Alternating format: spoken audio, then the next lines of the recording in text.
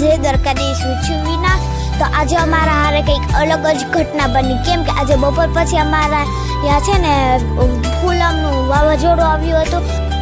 અમારા આંબામાં જે સારી રીતે કેરીઓ આવી હતી ત્યાં આ વાવાઝોડું આવ્યું તેમાં બધું બખડાઈ ગયું। તો કેટલી બધી કેરીઓ ખરી તો હું તમને બતાવું। તો જોઈ શકો છો ફ્રેન્ડ્સ, આવું દુઃખ અમને થાય છે અને ખેડૂતને જ ખબર પડે। આવું બધું દુઃખ છે ને અમને ખેડૂતને જ ખબર પડે। જો તમે પણ ખેડૂત હોય ને તો કમેન્ટમાં જણાવજો। મારી ચેનલને લાઈક અને સબસ્ક્રાઈબ તો કરજો જ। તો ફ્રેન્ડ્સ, અમારે તો હજી એક જ આંબો છે, જેને ખેતી કરતા હોય તેને કેટલા બધા આંબા હોય અને તેમાંથી ખરી ગયો હોય તો તેને તો કેટલી દુઃખ થયું હશે ને, તમે જ કહો હવે। તો ફ્રેન્ડ્સ, આ વિચારવા જેવી વાત છે, સાચું કે મારી ચેનલને લાઈક અને સબસ્ક્રાઈબ કરતા રહેજો। બાય।